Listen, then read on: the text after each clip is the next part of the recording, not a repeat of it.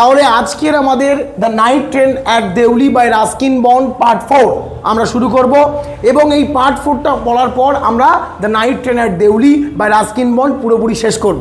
আশা করছি তোমাদের কোনো রকম কোনো জটিলতা থাকবে না। তবে পার্ট 4টা শুরু করার আগে ছোট্ট করে একটু আগেরটার সাথে আমি রিক্যাপিচুলেশন করে দিচ্ছি যাতে তোমাদের পার্ট 4টা বুঝতে অসুবিধা না হয়।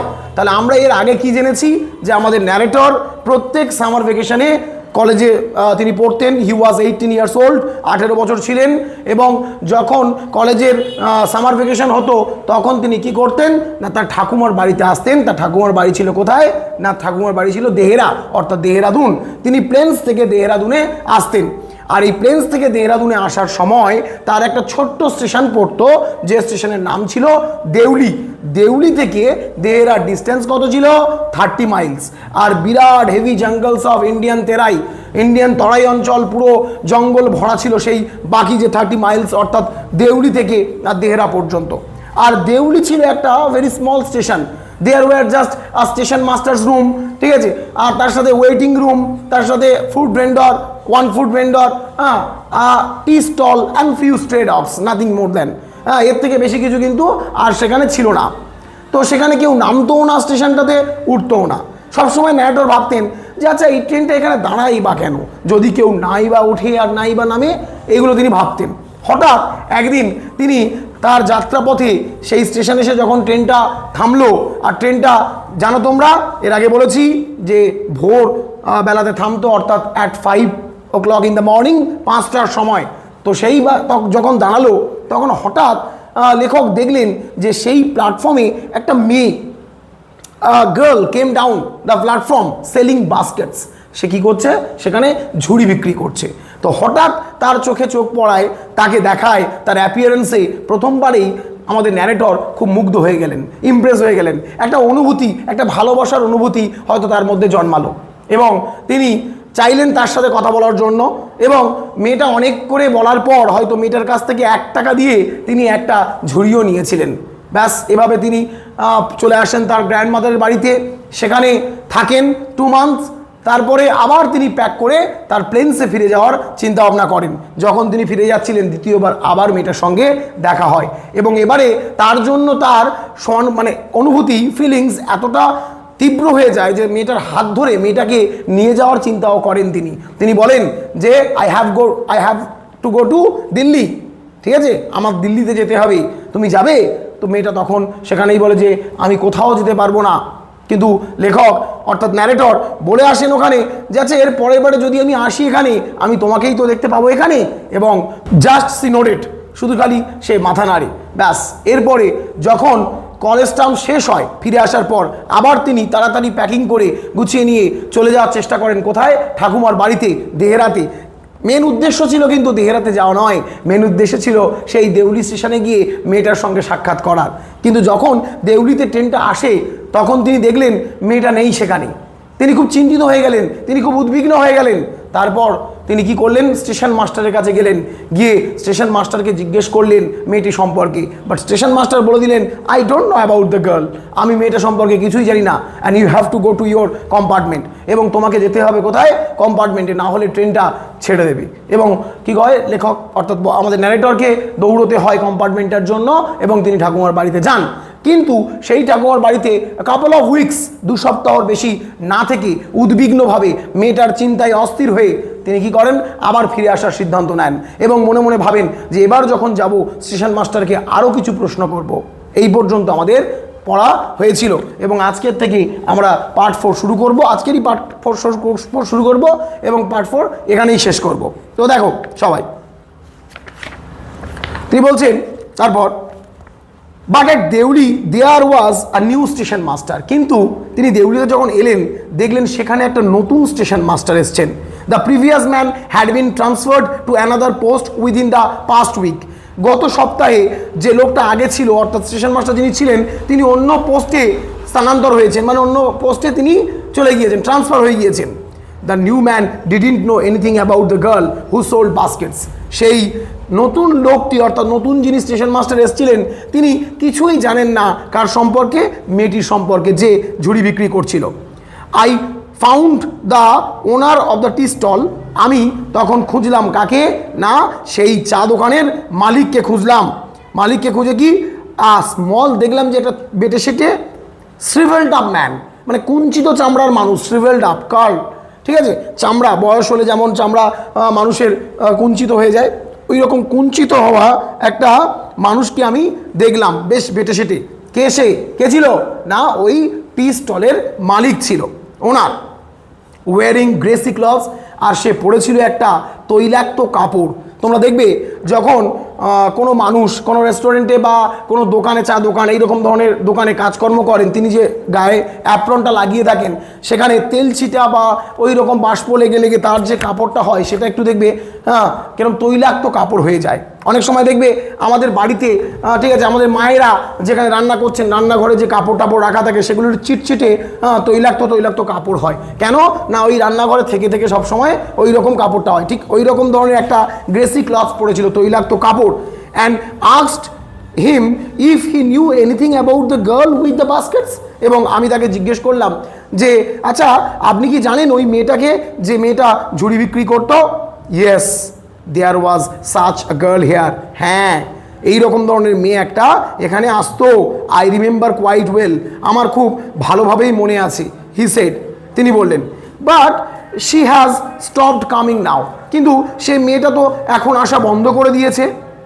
তিনি বললেন যে হ্যাঁ আমি সেই মেয়েটাকে চিনি যে বাস্কেট বিক্রি করতো, ঝুড়ি বিক্রি করতো, কিন্তু সে মেয়ে তো এখন আর আসে না।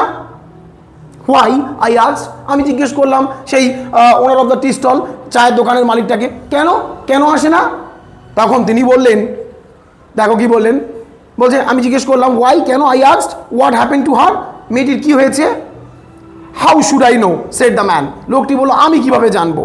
She was nothing to me, সে তো আমার কেউ নয়, সে তো আমার আপন নয়, বা সে আমার খুব কোনো রিলেটিভ নয় যে আমি তার সম্পর্কে সব জেনে বসে আছি, আমি জানি না। And once again I had to run for the train. এই কথা বলতে বলতে ট্রেনটি 10 মিনিটের জন্য দাঁড়ায় ওখানে, এর আগেই বলেছি। ট্রেনটি আবার ছেড়ে দিল, অর্থাৎ আবার আমাদের ন্যারেটরকে দৌড়াতে হলো ট্রেনটি ধরার জন্য। অ্যাজ দেউলি প্ল্যাটফর্ম রিসিডেড, যখন দেউলি প্ল্যাটফর্মটা পিছনে পড়ে যাচ্ছিল, রিসিডেড মানে পিছনে পড়া, এর আগেও বলেছি। আই ডিসাইডেড দ্যাট, আমি সিদ্ধান্ত নিয়েছিলাম যে ওয়ান ডে, একদিন, I would have to break journey there, আমি আমার যাত্রাটা এখানে থামাবো বা ভেঙে দেবো, অর্থাৎ আমি আর এরপরে যাবো না, একদিন এখানেই থাকবো। Spend a day in the town, এই শহরে একদিন কাটাবো। মেক এনকোয়ারিজ, অনুসন্ধান চালাবো। অ্যান্ড ফাইন্ড দ্য গার্ল, এবং মেয়েটিকে খুঁজে নেব, who had stolen my heart, যে আমার হৃদয়টা চুরি করেছে, উইথ নাথিং, কিছু দিয়ে নয়, but look from her dark impassion eyes. দেখো বলছে যে আমি একদিন আমার যাত্রা এখানে থামিয়ে এখানে কাটাবো, এই শহরে দিনটা কাটাবো, দিন কাটিয়ে প্রচুর অনুসন্ধান করব, খোঁজ নেব মেয়েটি সম্পর্কে, ঠিক আছে। সেই মেয়েটিকে আমি খুঁজে বের করব, যেই মেয়েটি কি করেছে না আমার হৃদয় চুরি করেছে, এবং হৃদয় চুরি করেছে কিছু দিয়ে নয়, তার সেই হার ডার্ক ইমপ্রেশন আইস, তার সেই কালো এবং একটা অস্থির চোখ দিয়ে। আমরা চোখ সম্পর্কে মেয়েটির 3টে অ্যাডজেক্টিভ কিন্তু এখানে পেলাম। প্রথমে বলেছিল কি ট্রাভেল আইস, তারপরে বলেছিল স্মলডারিং আইস, আর এখন বলছে ইমপ্রেশন আইস, অস্থির একটা চোখ, ঠিক আছে, উদ্বিগ্ন একটা চোখ দিয়ে বক্তা অর্থাৎ আমাদের ন্যারেটরের হৃদয়কে চুরি করেছে। With this thought I console myself, এই চিন্তা নিয়ে আমি নিজেকে সান্ত্বনা দিলাম। Through out my last term in college, আমার কলেজের শেষ পরীক্ষা পর্যন্ত।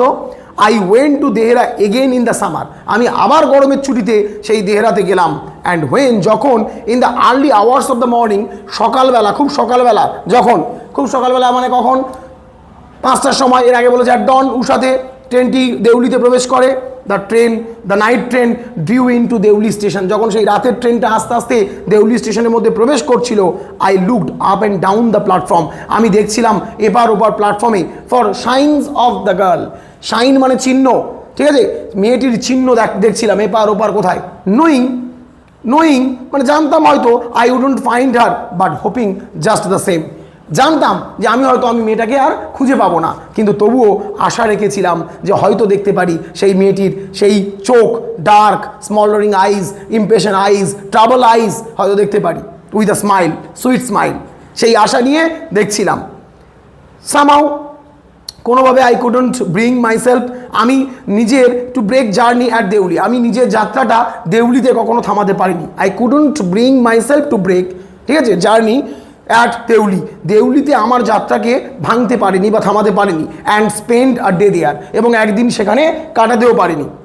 If it was all fiction or a film, যদি এটা একটা কোনো কল্পনা হতো, ফিকশন মানে কি, ফিকশন মানে কল্পনা, ফিল্ম মানে কি সিনেমা, যদি সিনেমা বা কল্পনা হতো, আই রিফ্লেক্টেড, আমি গভীরভাবে ভেবেছিলাম, রিফ্লেক্টেড মানে প্রতিফলিত হওয়া, কিন্তু এখানে গভীরভাবে ভেবেছিল, তিনি গভীরভাবে ভেবেছিলেন, বলছে আমি গভীরভাবে ভেবেছিলাম কি না, I would have got down, আমি হয়তো নেমে যেতাম সেখানে, and cleared up the mystery and reached a suitable ending for the whole thing.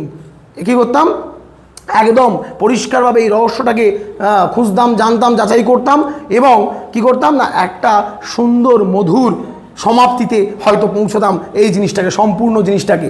এই যে একটা রহস্য ব্যাপার চলছে, এটাকে একটা সম্পূর্ণ সুন্দর একটা মধুর সমাপ্তিতে হয়তো নিয়ে আসতাম, এটা আমি গভীরভাবে ভেবেছিলাম, যদি এটা একটা কল্পনা হতো অথবা এটা সিনেমা হতো একটা। I think I was afraid to do this, আমি মনে করি যে আমি ভয় পেতাম এটা করার জন্য। I was afraid of discovering what really happen to the girl, আমি প্রকৃত ভয় পেতাম, ডিসকভারিং মানে আবিষ্কার করা, কিন্তু এখানে বোঝা বা খুঁজে পাওয়া মানে সঠিক জিনিসটা খোঁজা, ঠিক আছে, বলছে I was afraid of discovering, ঠিক আছে, জানতে পারা থেকে ভয় পেতাম আমি, কি না what really happen to the girl, প্রকৃতপক্ষে মেয়েটির কি ঘটেছে। Perhaps she was no longer in Deoli, সম্ভবত সে দেউলিতে আর থাকে না। পারহ্যাপস শি ওয়াজ ম্যারিড, সম্ভবত সে বিয়ে করে ফেলেছে। Perhaps she had fallen ill, সম্ভবত এও হতে পারে যে সে অসুস্থ হয়ে পড়েছে। In the last few years, বেশ গত কয়েক বছর, ঠিক আছে, I have passed through Deoli many times, আমি দেউলি অতিক্রম করেছিলাম অনেকবার। And I always look out of the carriage window, আমি সর্বদা আমার এই কম্পার্টমেন্টের জানলা দিয়ে বাইরের দিকে দেখতাম। Half expecting to see the same unchanged face smiling up at me, half expecting অর্ধ আশা নিয়ে, টু সি দেখার, দ্য সেম একই আনচেঞ্জড অপরিবর্তিত ফেস মুখ, স্মাইলিং আপ অ্যাট মি আমার দিকে যে হাসছে, এই মুখ নিয়ে, এই আশা নিয়ে যে হয়তো সেই একই রকমের মুখ, অপরিবর্তিত মুখ, হাসি মুখ নিয়ে আমার দিকে কেউ দেখবে, এই আশা নিয়ে যতবার আমি দেউলি থেকে গিয়েছিলাম জানলা দিয়ে, কম্পার্টমেন্টের জানলা দিয়ে বাইরের দিকে দেখতাম। I wonder what happened in Deoli, আমি অবাক হতাম এই দেউলিতে কি ঘটে, বিহাইন্ড দ্য স্টেশন ওয়ালস, ওই স্টেশনের দেওয়ালের উপরে। But I will never break my journey there, কিন্তু আমি আমার যাত্রা কখনো সেখানে থামাতে পারিনি। ইট মে স্পয়েল মাই গেম, সম্ভবত এটা আমার খেলাকে নষ্ট করে দেবে। স্পয়েল মানে নষ্ট করা, মাই গেম, এখানে কি খেলা, এখানে ন্যারেটরের কি খেলা, এই গেজিং খেলা, গেজিং, হোপিং, থিঙ্কিং, এই যে খেলাটা, ঠিক আছে, অনুমান করা বা এই যে আশা করা, চিন্তা করা যে আজ বুঝি মেয়েটা দেখা পাবো, আজ বুঝি মেয়েটা দেখা পাবো, এইবার যাচ্ছি, এইবার নিশ্চয়ই দেখা পাবো। তিনি কখনো সত্যি বলতে প্রকৃত সত্যের অনুসন্ধান করতেই চাননি। আমরা এরকমই, আমরা কখনো কখনো দেখবে যে কোনো কিছু সত্যি জানতে খুব ভয় পাই, ঠিক আছে, তার প্রকৃত ঘটনাটা কি সেটা জানতে আমাদের ভয় লাগে। যদি এখানে ভাবো, এখানে যদি আমাদের ন্যারেটর জেনে যেতেন যে মেয়েটির বিয়ে হয়ে গিয়েছে, তাহলে তার যত আগ্রহ, যত ইন্টারেস্ট, সমস্ত কিছু তিনি নষ্ট করে ফেলতেন। সেই দেউলি স্টেশনের দিকে তিনি কখনো ঘুরেও দেখতেন না, সেখানে আর কখনো হয়তো তিনি যেতেন না তার গ্র্যান্ডমাদারের বাড়িতে, সেই তার স্মৃতিটা তাকে হয়তো ক্ষতবিক্ষত করত, যার জন্য তিনি প্রকৃত সত্যটা অনুসন্ধান করতেই ভয় পেতেন, যার জন্য তিনি কখনো তার যাত্রা সেই দেউলিতে থামায়নি এবং জানার চেষ্টা করেনি মেয়েটির প্রকৃতপক্ষে কি হয়েছিল। মেয়েটি কি অসুস্থ, মেয়েটি কি চলে গিয়েছে কোথাও, না মেয়েটি কি এখানে বিবাহ করে নিয়েছে, এটা তিনি অনুসন্ধান করার কখনো সাহসী পাননি প্রকৃতভাবে। এরকম আমাদের জীবনে অনেক সময় ঘটে, আমরা প্রকৃত সত্যের অনুসন্ধান করতে ভয় পাই। দেখো তারপর কি বলছে, তো এই খেলা থিঙ্কিং, গেজিং, এই খেলাটা দেখো বলছে, I prefer to keep hoping and dreaming, আমি বরং এটাই চেয়েছিলাম কি না, আশা করতে এবং স্বপ্ন দেখতে, and looking out of the window, এবং জানালার বাইরে দেখতে, up and down that lonely platform, ওই নির্জন প্ল্যাটফর্মের দিকে এপার ওপার বারবার দেখতে, আশা করে স্বপ্ন দেখতাম যে হয়তো সেই একই হাসি মুখ আমার দিকে তাকিয়ে থাকবে কোনো একদিন। Waiting for the girl with the baskets, ঝুড়ি নিয়ে অপেক্ষা করছে সেই মেয়েটি সেই প্ল্যাটফর্মে, এই আশা নিয়ে কোনো একদিন হয়তো দেখতে পাবো। I never break my journey at Deoli, আমি কখনোই দেউলিতে আমার যাত্রা থামাইনি। But I pass through as often as I can. কিন্তু আমি দেউলি অতিক্রম করে গিয়েছিলাম যতবার আমি পারতাম, একবার দুবার তিনবার, যতবার সুযোগ পেয়েছি ততবার আমি এই দেউলি দিয়ে দেহরাদুনে আমার ঠাকুমার কাছে, গ্র্যান্ডমাদারের কাছে গিয়েছি, এসেছি, এবং প্রত্যেকবারই এই হোপ করেছি, এই ড্রিম দেখেছি, মানে হোপিং এবং ড্রিমিং করেছি যে আমি হয়তো আজ মেয়েটাকে দেখতে পাবো, ঝুড়ি নিয়ে এসে স্টেশনে দাঁড়িয়ে আছে এবং সেই অপরিবর্তিত হাসি মুখ আমার দিকে দেখছি। কিন্তু কখনো প্রকৃত সত্যের অনুসন্ধান করার সাহস পাননি তিনি, করেননি তিনি। তাহলে এখানে আমরা শেষ করলাম আমাদের the night train at Deoli part 4। আমরা এখান থেকে কিছু এমসিকিউ সলভ করব বিভিন্ন রকমের, এবং সেগুলো আমাদের ডে বাই ডে আস্তে আস্তে হবে।